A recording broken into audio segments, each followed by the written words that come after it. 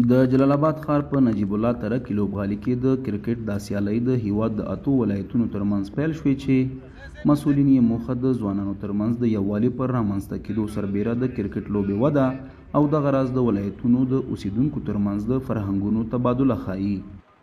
د دې لوبې د ودې لپاره د ځوانانو د یووالي اتفاق د کلتورونو د رانږدې کولو لپاره دغه سیالۍ په لاره واچو تر څو له یو اړخه وشو کولی د دغې لوبې د ودې لپاره مو زمینه مساعده کړې وي او تر څنګ یې بیا د ځوانانو په ټولنیز ژوند هم ځینې تاثیرات ولري، لکه د یو ولایت فرهنګ باید د بل ولایت سره بلدیت پیدا کړي. د افغانستان کرکټ بورډ ادارې د ویان په خبره په دې سیالیو کې د افغانستان د 19 کلنو او الف لوبډلو لوبغاړي هم لوبېږي. مسؤلین د دغه ډول سیالیو ترسره کېدل د نویو لوبغاړو د روزنې او تجربې ترلاسه کولو برخه کې مهم بولي.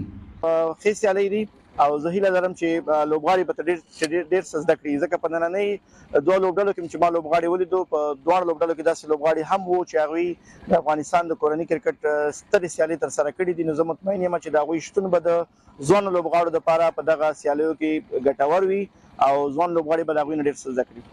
د کرکټ په دغو سیالیو کې لوبېدونکي لوبغاړي بیا دا سیالۍ د ځان د ښه ثابتولو برخه کې یو فرصت بولي او پر دوام یې ټینګار کوي.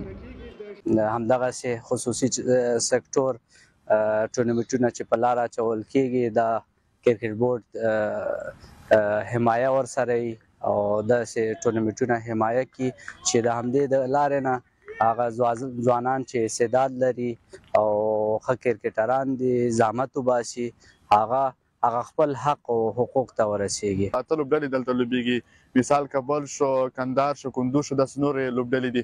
نو دا موږ دپاره ډېر ښه ټورنمنټونه دي، ځکه چې دې سره موږ د سینیر لوبغاړي لکه نیشنل ټیم او دې سره موږ معرفي کېږو او د کرکټ بورډ چارواکي سره موږ معرفي کېږو. دا موږ دپاره د ویاړ ځای ده.